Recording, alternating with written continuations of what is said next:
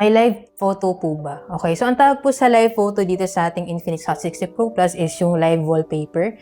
And yes, pwede siyang lagyan, no? Ganyan yung example niya, no? Gumagalaw siya na wallpaper. And pwede siya sa lock screen as well as dito sa home screen.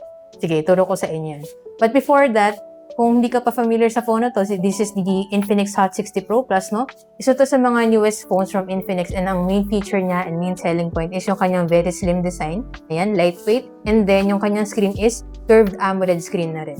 And so anyway, back to the question tayo. Actually, sa kanyang settings, na meron din siya mga default na live wallpaper dito sa wallpapers and personalization. Nakita niyo dito yung live wallpapers. Kaso limited lang siya. Saan nga ba tayo pwede makakuha ng mga more live wallpapers? No? So sa akin kasi, sa TikTok ako kumukuha. And kasi dito sa TikTok, meron silang app na tinatawag na ganito, yung TikTok Video Wallpaper. Ngayon, kung gusto mo maghanap ng specific na wallpaper, pwede kang mag-search dyan. Kunwari, live wallpaper cat. Ito, magaya na example natin kanina, di ba? Pwede natin siyang gawin yung wallpaper. So, click mo lang itong share button, and then, hanapin mo yung set as wallpaper. Mapupunta siya dito sa TikTok Video Wallpaper app.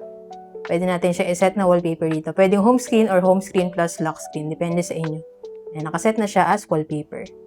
And actually, kahit naman yung mga normal videos dito sa TikTok, pwede mo siyang gawin na live wallpaper as long as meron siya ditong option dito sa kanyang share button. So, for example, ito. Ayan, pwede natin siyang gawin na live wallpaper. No, diba? Naging wallpaper na rin siya. So, ganun lang siya kadali. Ngayon, kung gusto niyo rin ng ganitong phone, interested din kayo, check nyo na lang po dyan sa Yellow Basket. Diyan ko nabili yun sa akin para same quality and legit store din yung mapagbilan nyo. And so, yun lang. Sana nakatulong tong video. If you have any other questions, just let me know in the comments and follow for more tech content.